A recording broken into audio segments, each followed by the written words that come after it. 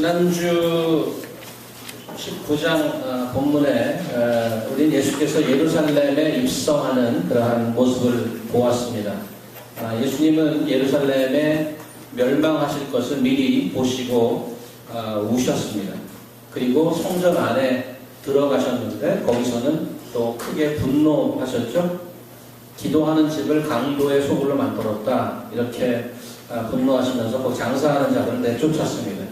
그리고 날마다 성전에 와서 가르치셨습니다. 단 하루 이틀 만에 수백 년간 왜곡되어 있던 것들을 모두 뒤집고 올바른 성전의 모습이 어떤 것인가를 예수께서 직접 보여주신 것입니다.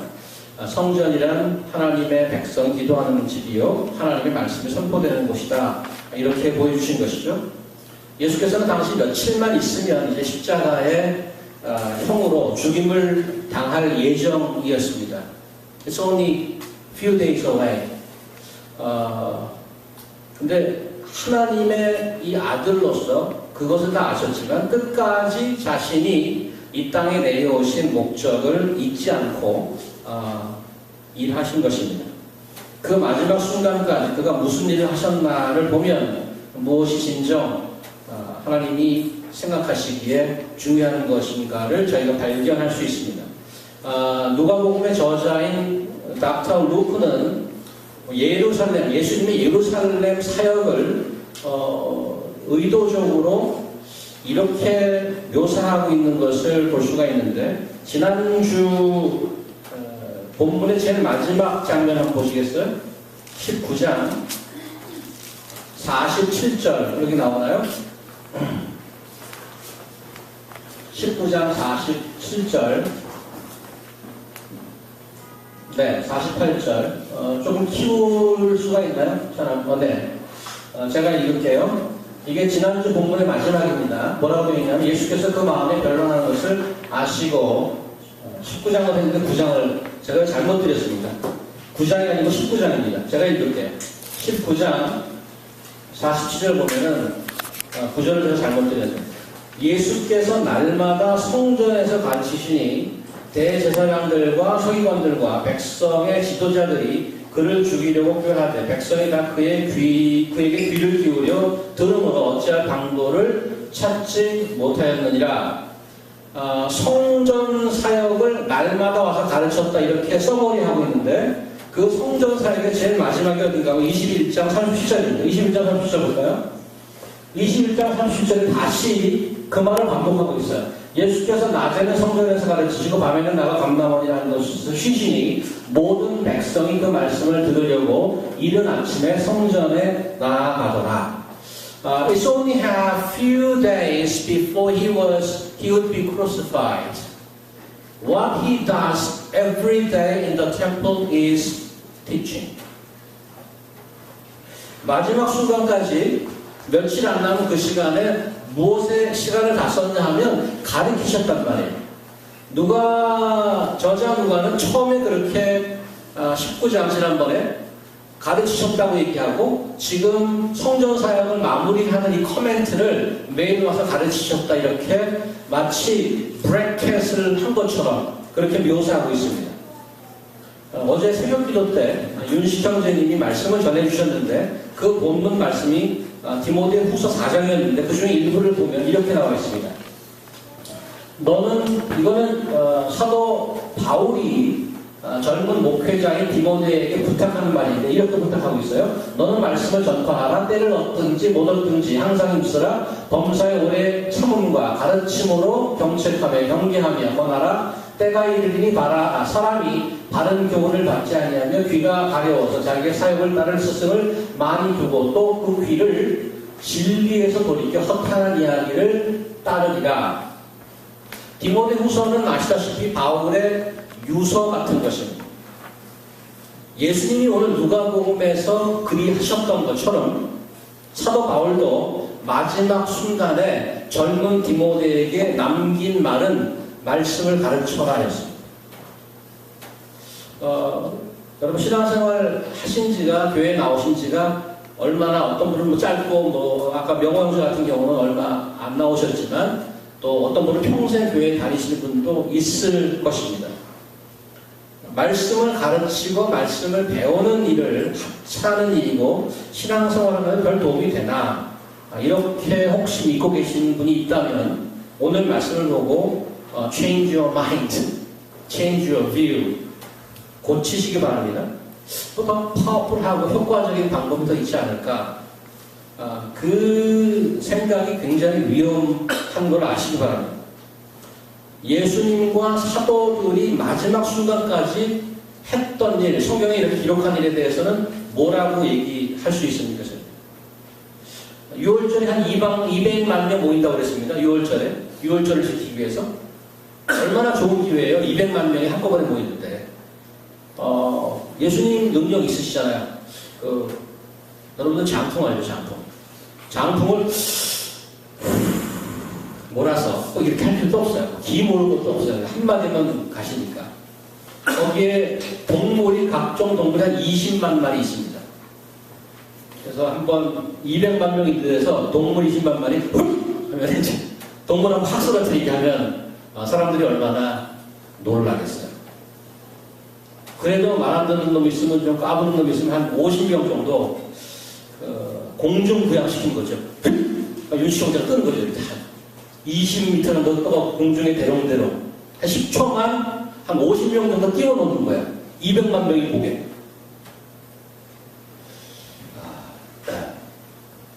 200만 명짜리 대형 교회 바로 개척하는 거죠. 바로. 인간 역사에 전무후무한 엄청난 역사가 있습니다. 온 민족이 엑소도스한 사건이죠. 400년간 종살이하다가 한 나라에서 다 끌고 나왔습니다. 이스라엘 민족이죠. 하나님께서 그 전무후무한 역사를 하면서 그 이스라엘 백성에게 뭘 했는지 아십니까? 10부작짜리 기적 동영상 제작해서 주고 정기적으로 틀어보라고 그랬나요? 그렇게 하셨네. 시내산에서 집합시켜놓고 10계명 주시고 돌덩어리 2개 박스 짜라 그래가지고 거기다 집어넣으라고 그랬어요. 들고 다니라고 그랬어요. 언약의 말씀 늘 곁에 두고 듣고 새기고 기억하라고 했습니다. 하나님께서 우리가 생각이 얼마나 다릅니까? 사람 모으는데 얼마나 힘들어요, 사실은. 우리 교회도 소수인원 열심히 하는데도 사람 잘 많이 안 오시잖아요. 그죠? 근데 그 예수께서는 200만 명이나 오는 그 6월절 좋은 기회 다 날려버리고 뭐 하셨어요? 장풍 한 번 안 쓰시고 뭐 하셨어요? 매일 성전에 아침 일찍 출근하셔서 티칭 하셨대요. 말씀을 가르치셨더라.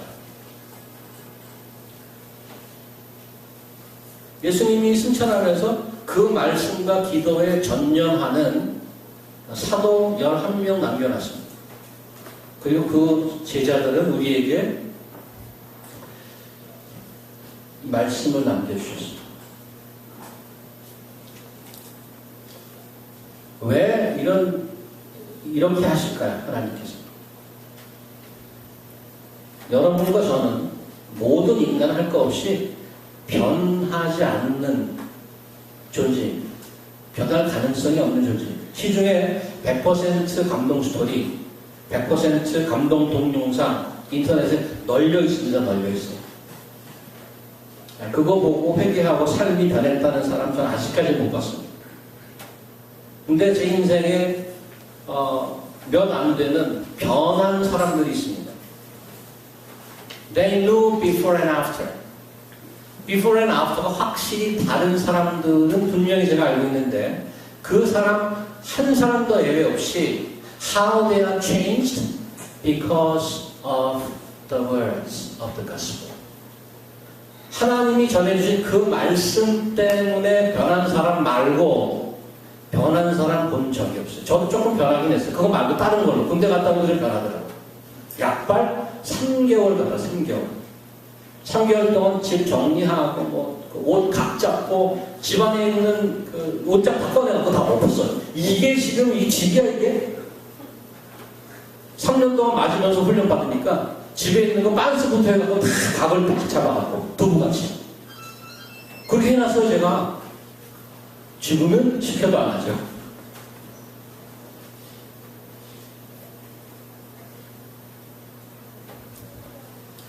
살아있는 하나님의 말씀으로 천지를 창조하신 하나님께서 동일한 말씀, same words, 동일한 말씀으로 여러분과 저를 만들어 가시겠다는 것이 하나님의 의지입니다. 이토록 성경에서 가르침을 중요시한다면 어떻게 해야 합니까? 여러분과 저 열심히 배워야 되는 거죠. 그게 살길. That is the way for life. 그게 살길이라는 거죠. 디모데후서 3장 한번 볼까요? 그러나 너는 배우고 확실한 일을 구하라. 역시 사도 바울께서 디모데에게 남긴 말이죠. 배우고 확실한 일을 구하라. 너는 내가 누구에게서 배운 것을 알면 또 어려서부터 성경을 알았나니 성경은 능히 너로 하여금 그리스도 예수 안에 있는 믿음으로 말미암아 구원에 이르게 하는 지혜가 있게 하느니라. 배워서 그 확실한 일에 stand firm in what you have been convinced of from your learning.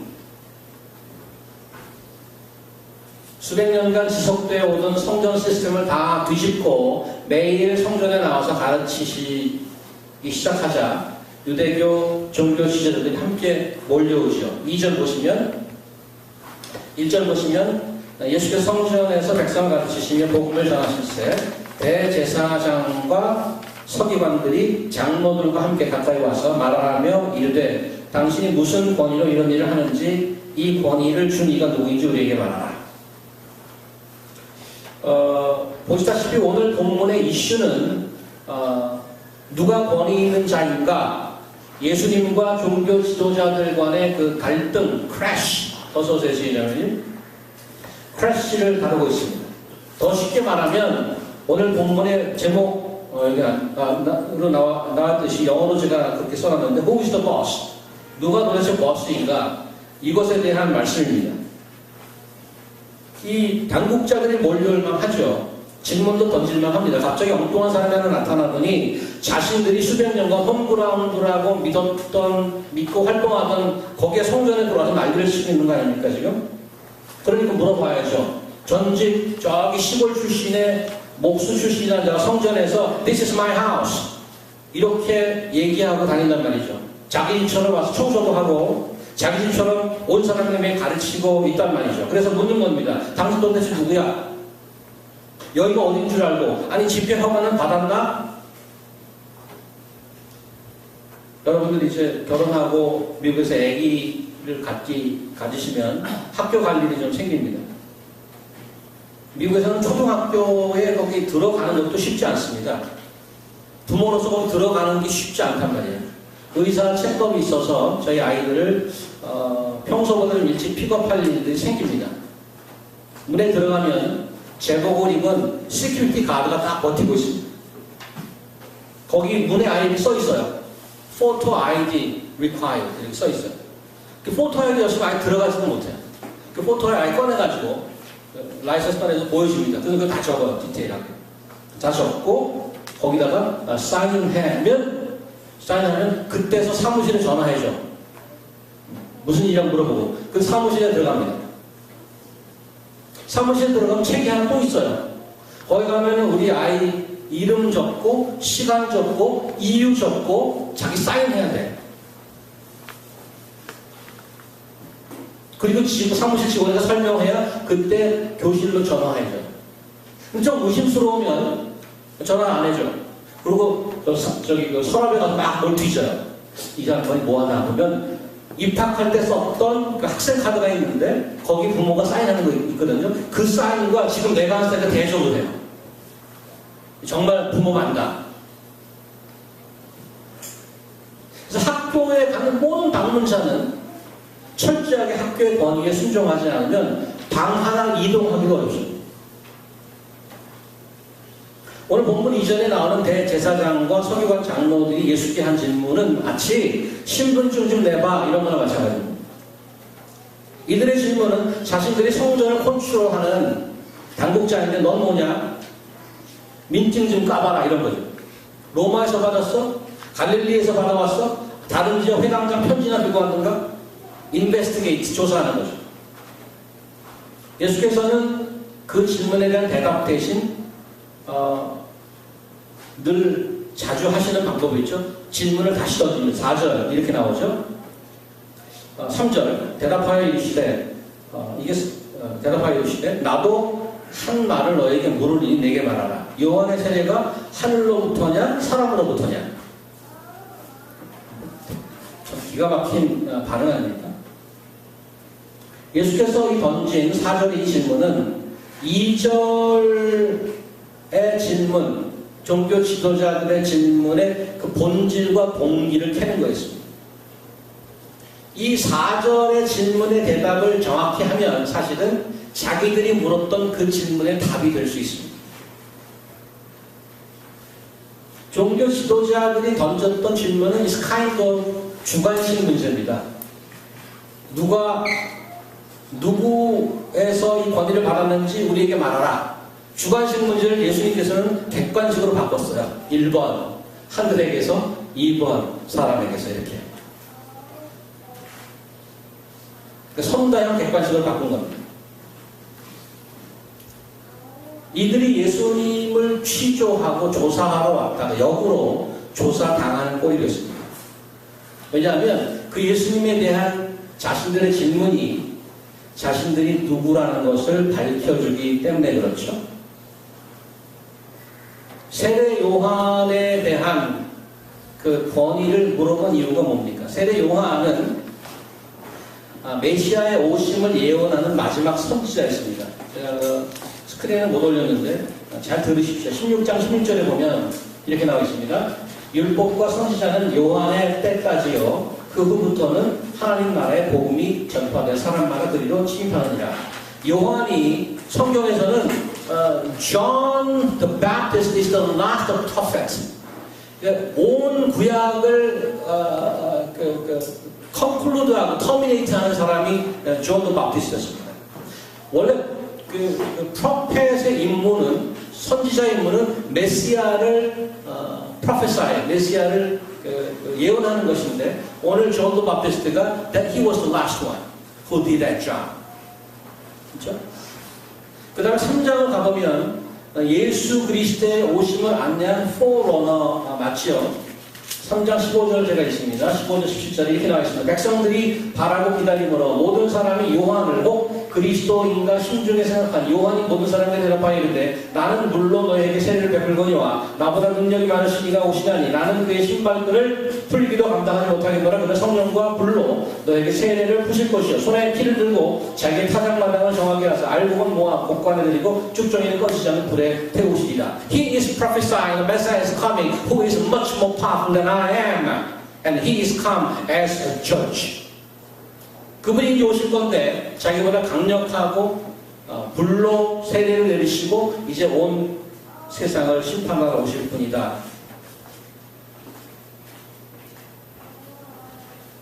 그리고 7장에 가니까 사람들이 그를 알아보기 시작했습니다. 7장 29절 한 절 더 제가 소개해드릴게요. 7장 29절 보면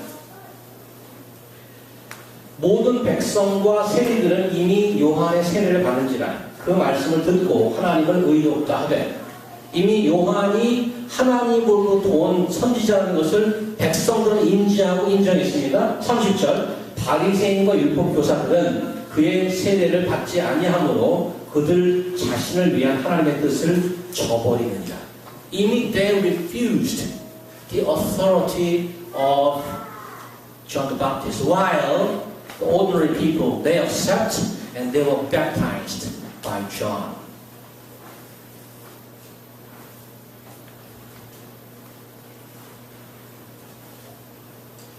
오늘 그들이 서로 의논하잖아요. 이거 어떻게 대답해야 되나? 그들이 진흙이 할 수 있죠. 5절 보시면 본문 5절 그들이 서로 의논하였는데 만일 하늘로부터라 하면 어찌하여 그를 믿지 아니하냐 할 것이요 만일 사람으로부터라 하면 백성이 요한을 선지자로 인정하니 그들이 다 우리를 돌로 칠 것이라. 그들의 관심이 뭔가요? They never asked whether Christ and Jesus and John is really come from God. They didn't ask, are you come from God? They asked, whose authority? Who gave you the authority? I believe we received the authority from God. How about you? 이들이 지금 5절로 미뤄보면 이들의 관심사는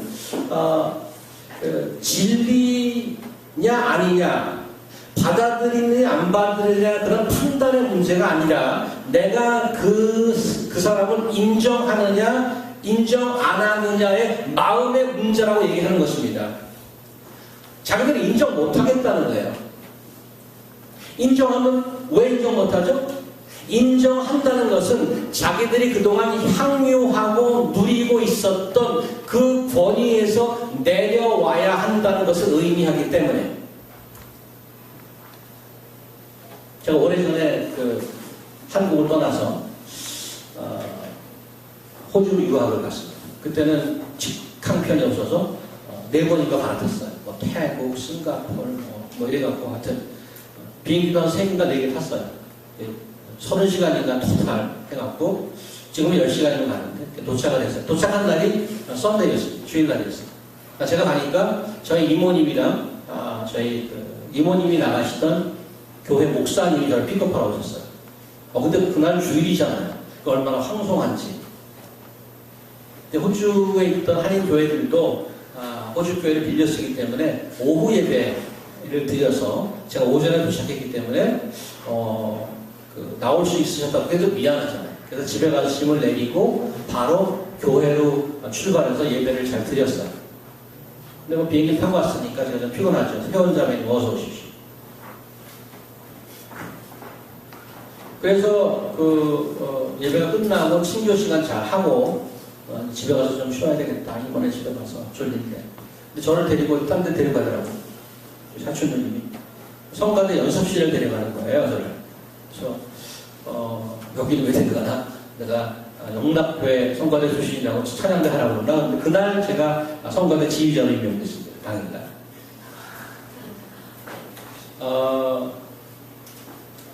몇 달 동안 지휘자가 가서 없었대요. 제가 온다는 소식을 듣고 기도하며 기다리고 있었대요. 그날 도착하는 날 지휘자가 돼서 그날 연습시키고 집에 돌아왔습니다.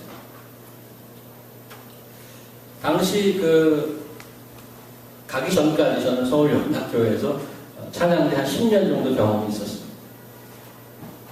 메인 성가대는 한 7개, 대형교회 아닙니까? 한 7개쯤 되는데 한 성가대는 100명이 넘었어요.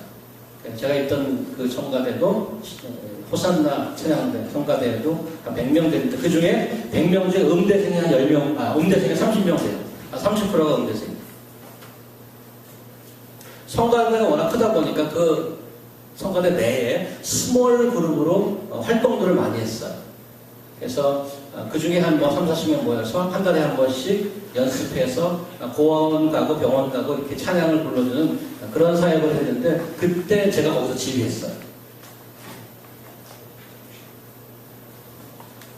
그래서 호주 시드니 도착한 첫날 교민교회 성가대 임명된 게 황당하잖아요.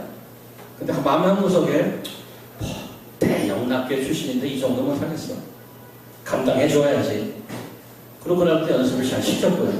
그 이후에 저희 성가대는 교민사회 교계에 이름을 조금씩 날리기 시작했죠. 크고 작은 행사에 초청받고 또 교회 내외 행사가 있으면 성가대 없으면 행사가 진행이 안 될 정도로 그 음악 활동을 잘 했습니다. 그렇게 교회 봉사에 승승장구하는 어느 날 위기를 맞게 된 거죠. 지휘자께서 음대 출신 부부가 유학 와서 우리 교회 온 거예요. 두 분 다 성악과 출신이신데 부인은 동아콩쿨 우승자, 남편은 어떤 교회 지휘를 단장을 하셨던 분이 오셨어요. 그 부부도 목사님 친절한 안대로 도착하는 날 찬양단을 쓰시더라고요. 도착하는 날. 그래서 제가 그분들하고 지휘를 한 거 아닙니까? 근데 지휘를 했지만 전혀 그날은 예배가 안 되는 거예요. 예배가 안 돼요. 머릿속에 복잡한 겁니다. 제가.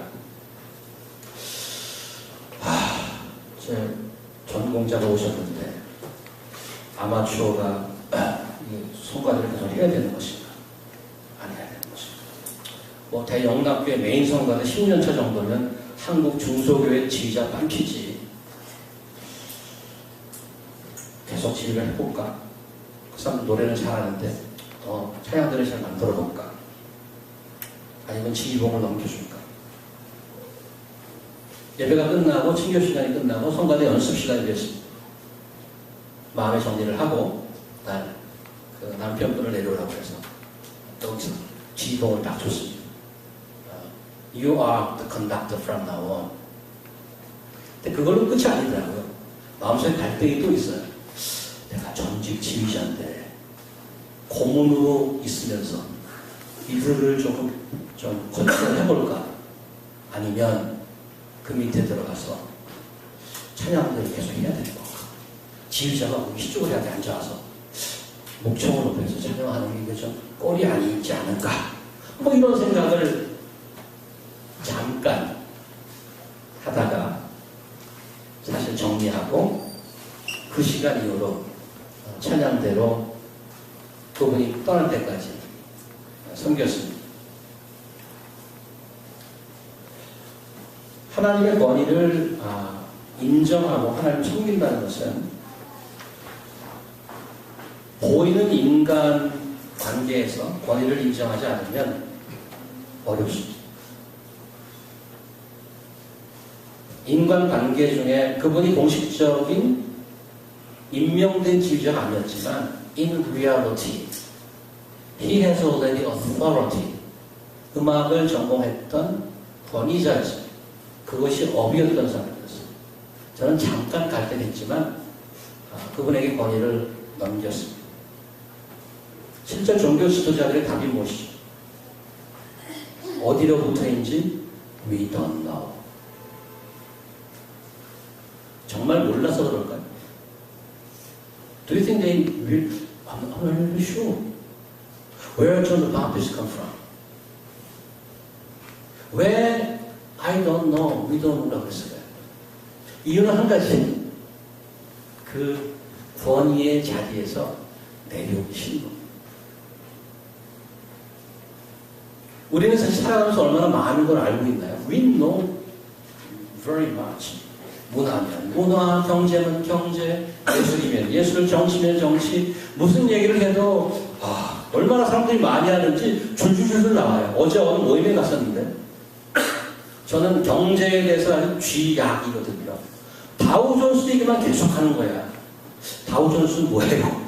다우존스가 이러면 뭐 7천이었는데 뭐9.11 그때 바로 원래 13,000이었는데 9.11 떨어지고 나서 7천까지 떨어지다가 지금은 15,000이 돼서 경기가 좋다. 그런 얘기가 어떤 사람이 아니요. 다우존스의 지금 얘기가 일반인들에게 피부에 와 닿으려면 10년이 지나야 되는 겁니다. 잠깐. 경제 얘기를 쫙 하는데 나는 꿀먹방이야. 있어. 이거 있었어.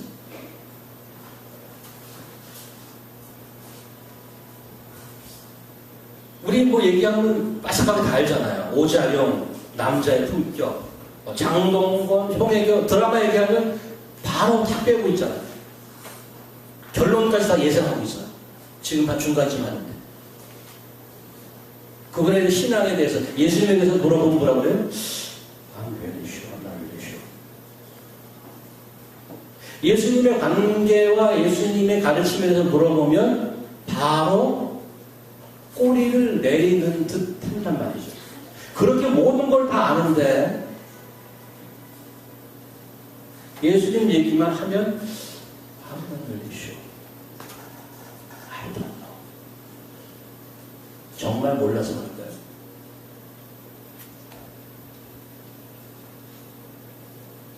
종교 지도자들에게 대답을 거부한 예수님은 비유를 하나 들려주시오. 9절 이후에 포도원 비유를 얘기해 줍니다. 이 비유는 어떤 비유는 좀 어려운데 이 비유는 전혀 어렵지 않은 비유였습니다. 맞나 틀리나 어렵다 쉽다의 문제가 아니고 19절 보시면 서기관들과 대제사장들이 예수의 이 비유는 자기를 가르쳐 말씀하신 줄 알고 어벙한 사람들이 아니었어요. They knew Jesus was talking about them. 이미 종교 지도자들이 무슨 얘기하는지 다 알아들었단 말이죠. 왜냐하면 이 포도원 이야기는 이미 구약 이사야에 나오는 이야기로 이스라엘 민족에 관한 비유로 하나님께서 누차 얘기했다는 것인데 오리지널 한번 보도록 할까요? 이사야에서 5장. 5장 조금 작은데 글씨가 5장 1절에서 제가 7절까지 좀 읽어드릴게요. 잘 들어보세요. 나는 내가 사랑하는 자를 위하여 노래하되 내가 사랑하는 자의 포도원을 노래하리라. 내가 사랑하는 자에게 포도원이 있으며 신이 기름진 사내로라. 땅을 파서 돌을 재고 극상품 포도나무를 심었도다. 그 중에 망대를 세웠고 또 그 안에 술틀을 팠도다. 좋은 포도 맺기를 바랐더니 들포도를 맺었도다. 예루살렘 주민과 유다 사람들아 구하노니 이제 나와 내 포도원 사이에서 사리를 판단하라. 그 다음 밑에 나와 있습니까? 내가 내 포도원을 위하여 행한 것 외에 무엇을 더할 것이 있으랴? 내가 좋은 포도 맺기를 기다렸거늘 들포도를 맺으면 어찌 됨이니까? 이제 내가 내 포도원에 어떻게 행할지를 너희에게 이르리라. 내가 그 울타리를 걷어 먹힘을 당하게 하며 그 담을 헐어 짓밟히게 할 것이요. 내가 그것을 황폐하게 하리니 다시는 가지를 자르미나 북을 돋우지 못하여 찔레와 가시가 날 것이며 내가 또 구름에 명하여 그 위에 비를 내리지 못하게 하리라 하셨으니 무릇 만군의 여호와의 포도원은 그 해석까지 주고 있어요. 포도원이 뭔가? 만군의 여호와 포도원은 이스라엘 족속이요 그가 기뻐하는 나무는 유다 사람이라. 그들에게 정의를 바라셨더니 도리어 포악이요 그들의 공의를 바라셨더니 도리어 부르짖음이었도다. 지금 이사야서 얘기하는 예수님의 지적은 뭔가 하면 하나님의 지적은 뭔가 하면 이스라엘 전체 민족을 포도원으로 봤어요. 그래서 포도 수확을 기다렸어요. 그런데 수확은커녕 불의와 술수와 거짓과 이런 것만 나온다는 얘기예요. 민족 전체를 비판하는 그런 이사야 선지의 아주 찰나 같은 말이었는데 오늘 예수님의 포도원 얘기는 이것을 근간으로 해서 살짝 틸트했습니다.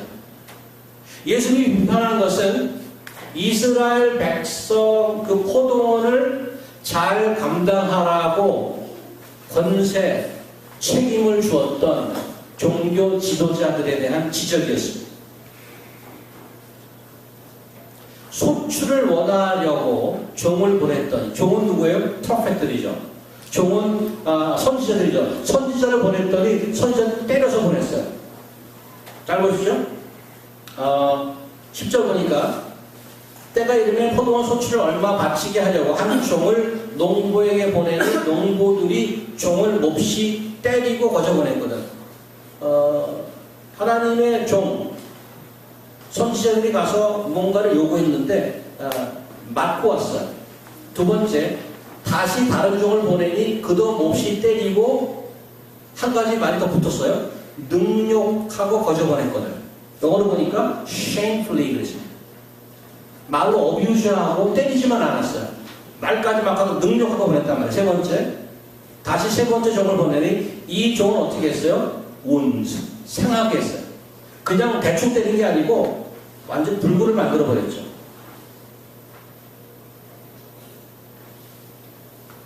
죄는 지면 질수록 엑셀러레이트 되는 거 아십니까? 처음엔 이러다가 우리나라 말에 그런 말 있잖아요. 바늘 도둑이 소도둑 된다는 말 있잖아요. 처음에는 자식이 뭐야 너? 그러다가 막 말도 막 하다가 그 다음에는 몽둥이가 패는 거죠. 마지막에 이런 주인이 어디 있어요? 그러다가 포도원 주인이 13절 이렇게 머릿속에 생각하는 거 어찌할까? 내 사랑하는 아들을 보내리니 그들이 혹 그는 존대하리라 하였더니 농부들이 그를 보고 의논하여 이르되 이는 상속자인이 죽이고 그 유산을 우리의 것으로 만들자. 참 이게 어떤 생각인지 모르겠어요. 아들을 보내서 수확을 요구하려고 주인이 보냈는데 이제는 아들을 죽이고 그 포도원을 자기 것으로 아예 만들자고 생각했던 거예요. 이들은 오해했는지도 몰라요. 주인이 하고 아들이 오네. 주인이 늙어 죽었나 보다 이제. 이 아들만 죽이면 전부 내 거네. 이렇게 오해했을 수도 있어요.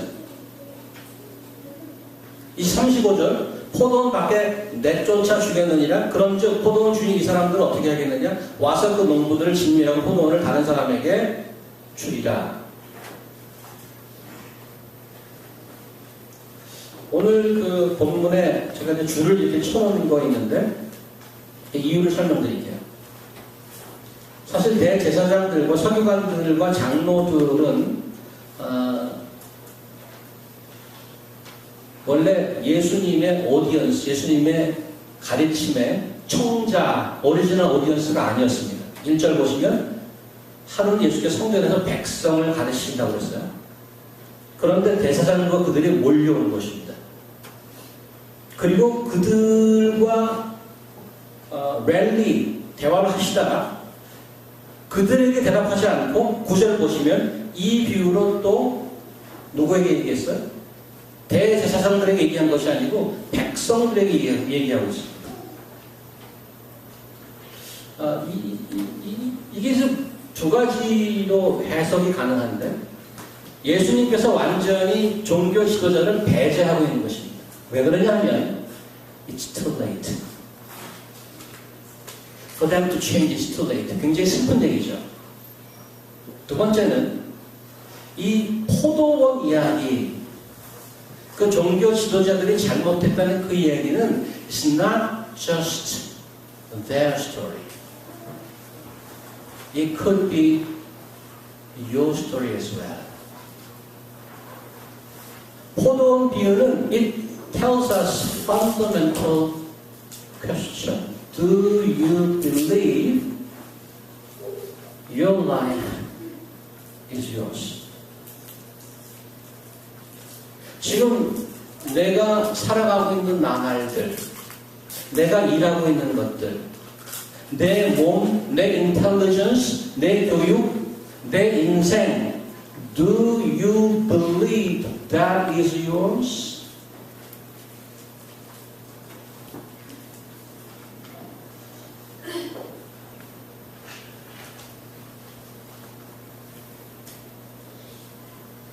기독교의 가장 본질적인 질문은 사실 그런 거였습니다.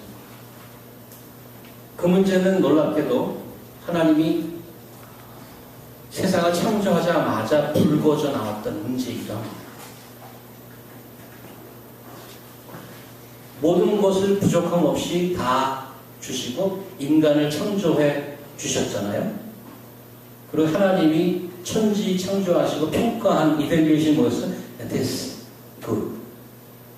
Everything is yours. Multiply. Rule over it.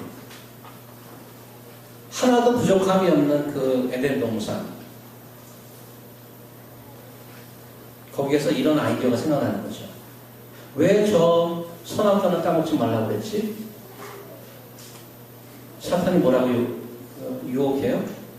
Because God knew that once you take it and eat it, you will become like God. Listen again. You will become like God. It sounds very familiar with us. 네가 신처럼 되고 다 지혜가 생겨서 신처럼 되기 때문에 못 따먹게 하는 거야.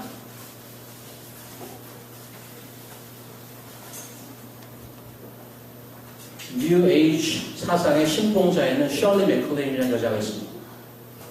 His main teaching is You are God. That idea is not new. In the beginning of the creation, the simple human heart tend to become like God, refusing the authority of God.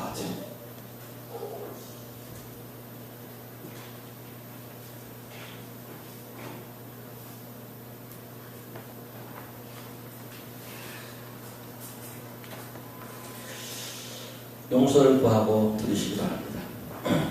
왜? 용서를 구하냐? 군대이기 때문에. 입대를 하면 그 훈련소에 들어가기 직전에 한 3일 정도 대기하는 대기소가 있습니다. 논산에 가면. 전 논산 출신인데 3일 대기하면 거기는 아직 옷도 못 받아 입던 그 시절이에요. 그때 이제 받죠, 옷을. 그러니까 뭐 분위기가 안 잡혔죠. 막 대충 이렇게 하고 짝다른 식으로 이렇게. 저희 그 그룹, 저희 소대죠. 저희 소대에 하루는 좀 험상궂게 생긴 몸집이 큰 친구가 이제 쫙 집합을 하고 있는데 그 친구가 와가지고 뭐 난리를 치는 거예요. 똑바로 서라고 난리를 치는 거예요. 근데 애가 혼자 보게 돼서 조폭 출신이 이제 혼자 보게 생겼어요. 그러니까 애들이 걔 말을 들어요, 이렇게. 걔 말을 줄을 쫙. 옆에 있는 다른 소대들은 뭐 개판이야. 그러니까 눈에 띄게 우리는 각을 딱 잡아 쓰는 거야. 왜? 그놈이 하도 난리를 치니까.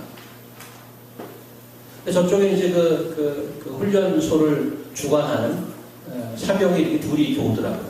그래서 저는 속으로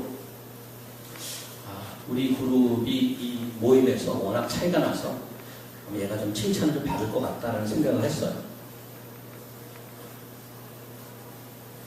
그리고 그 친구를 우리 군기를 잡아 그 친구를 불러내더라고 앞으로. 그리고 아무 소리 안 하고 거기서 난 사람이 개처럼 밟히는 건 처음 봤습니다.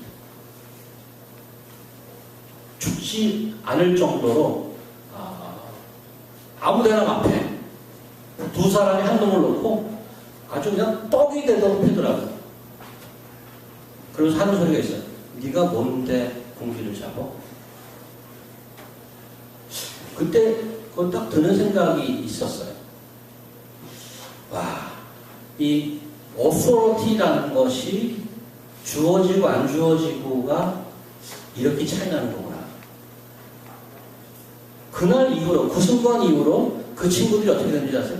그 친구가, 그 떡이같이 떡처럼 마시던 친구가 얼마나 꿀먹은 벙어리같이 다른 신병들과 완전히 동화됐습니다. 완전히 순한 양이 됐어. 그렇게 바꿔놨어. 무허가 권위가 이렇게 무서운 거구나. 하나님께서 이 백성들에게는 대제사장과 장로들과 서기관들에게 사실은 어느 정도의 책임을 준 거 맞습니다. 그런데 they believe they are owners. 자기가 주인인 줄 아는 것입니다. Is that only the story to them? 여러분과 제가 받은 인생이 개인적으로 보면, 교회적으로 보면 우리 교회가 있습니다. It is not ours. Your time, your life is not yours. 그래도 신앙이 있는데요, 저. 매주 교회 나와주잖아요. 헌금도 하고. The question is like this. Is God really God? Or is He your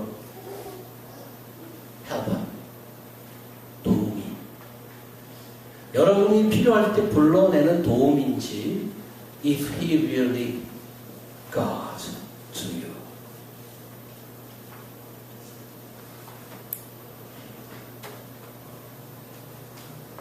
If you really believe He is the owner,